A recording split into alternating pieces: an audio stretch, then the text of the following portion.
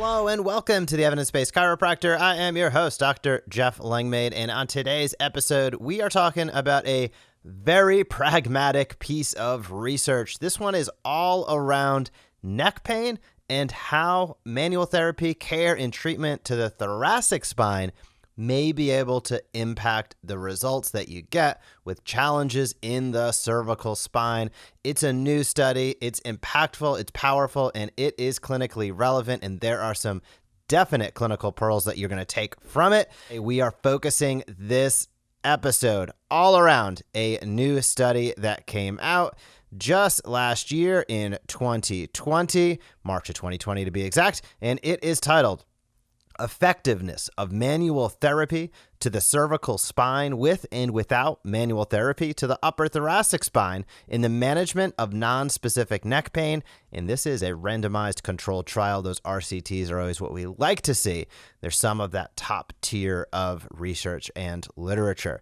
So the goal of this study was to compare the effectiveness of manual therapy to the cervical spine with and without manual therapy to the upper thoracic spine for the management of neck pain. A lot of people with neck pain out there. We'll break down those stats momentarily. And I've seen a previous study a couple of years ago. I highlighted a study that was sort of in this vein. I believe this one references that previous study. But this is, in my opinion, a really pragmatic, thing in practice. People come in with neck pain, and for a variety of reasons, there's two things that go on. I think of this as a fork in the road, right? There's two reasons why you might adjust the thoracic spine with neck pain. Number one is because that person has an abject fear of getting adjusted in the cervical spine. You have, for whatever clinical reasons, you have hesitations to get in there and adjust the cervical spine. So looking towards the thoracic spine is a logical thing to do. And studies like this showcase, well, is that going to really actually make any impact on the results of their care? Because just adjusting the thoracic spine for giggles, trying to get rid of neck pain, if it doesn't work, it's not a very good strategy for you or for them. So research like this showcases, okay, in those instances when you cannot adjust for whatever reason the cervical spine, what else can you do and how can you use the thoracic spine? Or can you? And we'll get down to that in a little bit. The second piece of this is what I'll call the addition. So instead of, adjusting the thoracic spine in lieu of the cervical spine, I always like to say, I've always heard it said, and I believe it, when you're evaluating a body region of complaint, always in turn evaluate the body region next door. So if somebody has neck pain, I hope during your examination and evaluation, you're evaluating the thoracic spine. If they have, a lumbar complaint, I hope you're evaluating the pelvis or the thoracic spine. If they have a knee complaint, it's a good idea to check out the ankle or the hip. If they have a wrist complaint, great idea to check out the elbow. You get the point, but it's a really good idea clinically to evaluate the next body region from the site and area of chief complaint. It can, a lot of times you see compensation. Sometimes you see that the next door body region is actually the one that's causing the dysfunction. There's a lot of clinical reasons to do so. And in this case, again, I'm going to encourage you, be sure that you're doing those really complete and thorough evaluation and make sure that you're not being ultra myopic. I think sometimes ironic that this is on the Evidence Based Chiropractor podcast, but evidence-based chiropractors can become sometimes, not calling anybody out, but sometimes a little myopic in their thinking, where it's like, okay, I don't want to do too much. I'm not one of those people who does the flying 7 on everybody. So I just, I think it's a C4, C5 issue. I'm getting in there, adjusting C4, C5, doing a little bit of care around there, giving them exercises and sending them on their way. Sometimes that might be the right thing to do, by the way. But don't neglect the next body region to the area of chief complaint is my goal, and I hope your goal as a clinician. Really identify holistically what's going on with the person.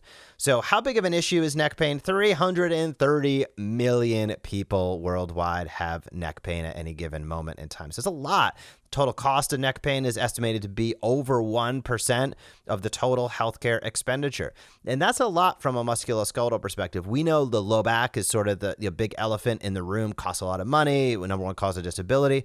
But when they're saying overall healthcare expenditure, that includes things like, cancer care, long-term, these really aggressive, long-term, expensive things that have to be treated. So for neck pain to take up 1% of the total healthcare expenditure, shows how big of a deal it is.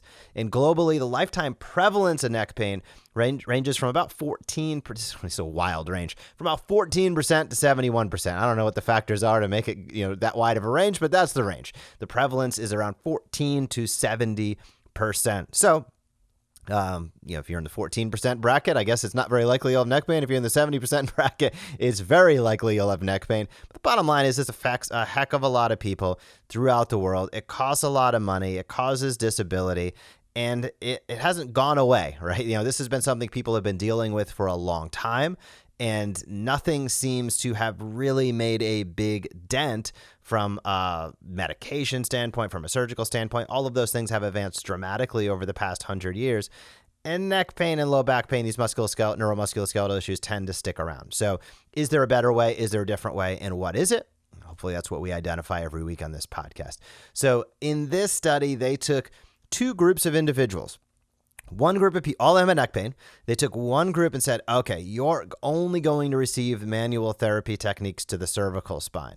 This was like mobilization, myofascial release, stretches, neural tissue stuff, all of that going on cervical spine only. Then the other group, the experimental group, that's the control group, cervical spine treatment, cervical spine issue. The experimental group received all of the same care in the cervical spine plus in the thoracic spine. So it wasn't a replacement, it was an addition. They've added on the thoracic spine care in addition to the cervical spine care.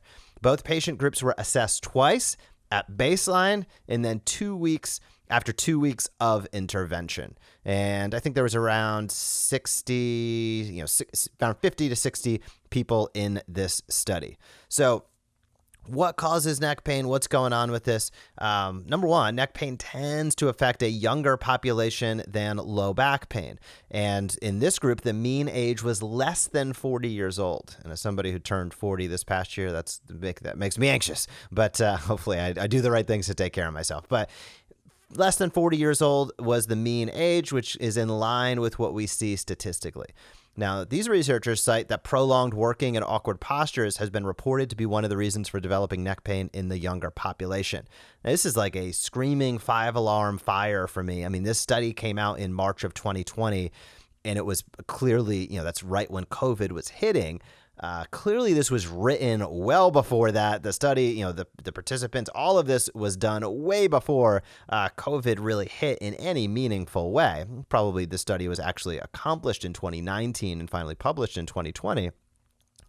When they're talking about prolonged working and awkward postures, it's a 5-alarm fire for me because I'm saying, gosh, this is pre-COVID they're talking about this. With the advent of tens of, if not hundreds of millions of people now working from home. I mean, talk about awkward postures and prolonged time in those positions. That's gone through the roof. And I think that we've seen that as well in many chiropractic practices where many practices, after an initial slump of COVID with just, fear and people were, some people were locked down, a lot of chiropractic practices are really doing well right now because there's a lot of people struggling with neuromusculoskeletal issues. And a lot of that has to do with posture and ergonomics. The researchers here support that thought. Now, they took a comparison of post-treatment neck pain scores between the groups, and they found superior results achieved by the patients in the experimental group compared to the control group. So let's break that down a little bit more so we can understand the specifics. But bottom line is adjusting the thoracic spine in this case, or providing manual therapy, I guess I should say, to the thoracic spine was a great idea and resulted in better outcomes than only taking care of the cervical spine. These researchers found, quote, findings of this current study suggested effectiveness of applying manual therapy to both cervical and thoracic regions for neck pain. Thoracic manual therapy lowers mechanical stresses of the cervical spine and improves normal distribution of joint forces, resulting in the restoration of normal biomechanics of the cervical spine. So this is an important point right here. They're really talking about the fact that manual therapy to the thoracic spine can actually affect the distribution of load and joint forces in the cervical spine, which is pretty cool. And also, it can restore normal biomechanics. So this is a really, really, again, impactful and important study. If we trace this back, we say, okay, we know that can affect it on the back end. Question is then, are we doing enough to evaluate the thoracic spine on the front end to make an informed decision on whether we should provide care there in addition to the cervical spine? Don't shortchange yourself as a clinician, and don't shortchange your patients by only being myopic to that area of challenge. Our bodies are dynamic. All regions of our spine play in directly and indirectly with other regions in terms of biomechanics, and the thoracic spine is a major player in terms of cervical spine motion and load. The researchers also found results of the current study showed that disability associated with neck pain was significantly reduced after treatment in both groups, with the patients in the experimental group showing superior outcomes compared to the patients in the control group. So the bottom line is it reinforces what we talked about earlier, which is getting in there, taking care of the thoracic spine, or at least evaluating it, is a fantastic idea when you see somebody that presents with neck pain. These researchers' conclusion, sort of restating things, was, quote, both cervical and cervical with thoracic manual therapy can be used for treating neck pain. However, cervical along with thoracic manual therapy produce better outcomes for patients with neck pain. So all of this, important to keep in mind as you go through your evaluation processes, very important to keep in mind as you're taking care of individuals. For instance, an individual coming in with neck issues, that is maybe they have plateaued in their treatment, their progress. Maybe they plateaued in their ability to kind of get over the hump, and they're having these continued challenges. Take a look at that thoracic spine. Evaluate its motion. Take a look, get in there, provide care to the manual therapy and care to the thoracic spine, and then reevaluate the cervical spine. There's a lot that we can do. Keep an eye out for these things in your practice. I think it's going to be better for you. You're going to get better results with your patients, which means more referrals. They're happier. It also means that you're going to be doing better by them, which is ultimately the goal. As we come to a close, I want to remind you to please check out Shield. If you're looking to get factory direct prices on braces, TENS units, and more, check out Shield at supersecretsales.com/EBC. Dr. Stephen Brown is a great guy. He was on this podcast not too long ago, and he's offering a complimentary Shield TENS and eStim unit plus free shipping for your first order. They have fast shipping, they have factory direct pricing, and a great selection of products. It's all available right now. supersecretsales.com/EBC. I'll drop that down below in the show notes as well. supersecretsales.com/EBC. If you're looking for braces, TENS units, etc., be sure to check out what he has going on. It's fast shipping. He has a great company. He's a really good guy, and he's willing to hook you up with a complimentary TENS and eStim unit plus free shipping on your first order. So in my opinion, you cannot go wrong. I'll finally close by asking, if you have not left a rating or review for this podcast, please do so. It helps more and more docs find out. I think we're over 11,000 listeners each and every week, which is absolutely incredible. So tons of gratitude. Thank you for tuning in. Thank you for caring. Thank you for trying to improve your patient care. If you have any questions whatsoever, you can always hit me up at jeff@theevidencebasedchiropractor.com, and I am happy to provide any answers I can for you. If there's any studies that you'd love to see featured or topics that you'd love to see featured on this podcast coming up, also use that same email address and let me know. Otherwise, have a fantastic week in practice, and I will talk to you soon. Thank you for joining us on this episode of the Evidence Based Chiropractor. If you want to grow your practice, come back for next week's episode. If you want to grow faster, visit theevidencebasedchiropractor.com and join our MD Marketing membership today.